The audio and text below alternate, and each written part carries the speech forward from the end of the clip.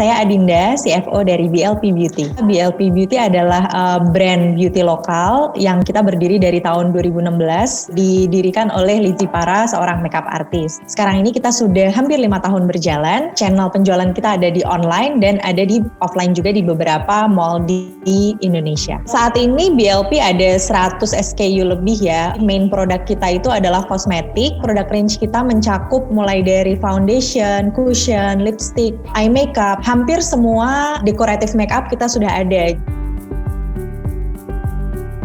Pada saat Lizzy masih aktif sebagai makeup artist, suatu hari Lizzy tuh ngajakin ngobrol gitu, "Din, aku mau bikin line makeup gitu, kamu bisa bantu nggak kira-kira untuk bikin bisnis plan-nya?" Tahun 2015 baru mau mulai bikin PT, bikin legalitas dan segala macam. Aku bantu Lizzy sedikit untuk bikin bisnis planning-nya. Aku join resmi di BLP itu tahun 2017. Jadi meskipun belum ada 1 tahun, growth-nya pesat banget. Kak Icil sama Krista itu ngajakin aku untuk gabung secara resmi di BLP gitu, karena di BLP belum ada tim yang pegang finance secara full time. Jadi awal launching BLP itu kita jualan di website sendiri di tahun 2016, tapi karena antusiasme masyarakat begitu tinggi, di jam pertama kita launching itu website kita crash karena trafficnya tinggi banget, karena kita belum punya tim yang mumpuni yang bisa menghandle traffic website dengan tinggi. Akhirnya kita memutuskan untuk memindahkan channel penjualan ke marketplace. Di tahun 2017 akhirnya kita mikir bahwa punya website sendiri itu penting juga, karena kan kita juga bisa kenal customer secara lebih jauh. Akhirnya pada saat awal aku masuk, kita bareng-bareng bikin websitenya BLP sendiri. Kita pengen jualan itu balik ke website kita, dan kita incorporated Midtrans untuk payment gateway-nya.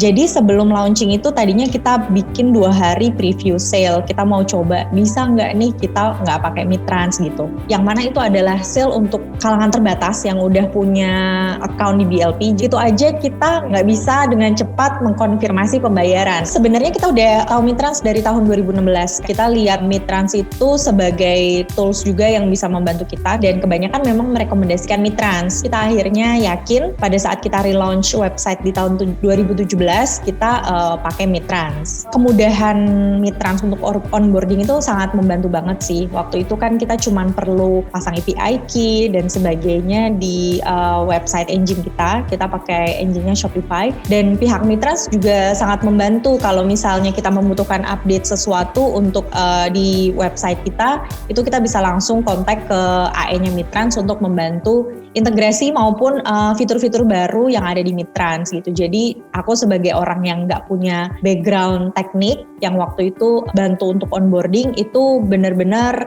seamless prosesnya.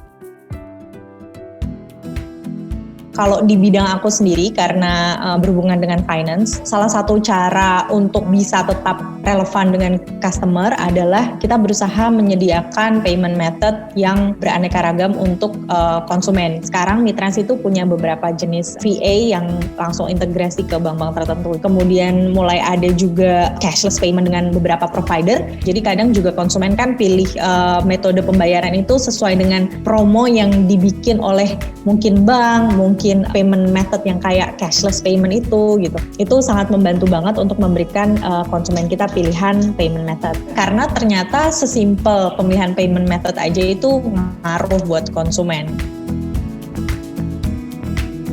Tahun lalu kita mengadakan flash sale yang sampai 90%. Kita belum pernah sih mengadakan flash sale yang sampai setinggi itu. Ternyata antusiasme masyarakat itu tinggi banget, dan hal ini harus diantisipasi. Kita bisa kontak bahwa kita mau ada sale dari tanggal berapa sampai tanggal berapa, kemudian besaran sale-nya menaikkan traffic kita tuh cukup signifikan. Kita harus informasikan ke tim Midtrans supaya mereka bisa membantu untuk mengakomodir server dari payment gateway yang tersambung ke website kita supaya tidak terjadi hiccup pada saat sale tersebut.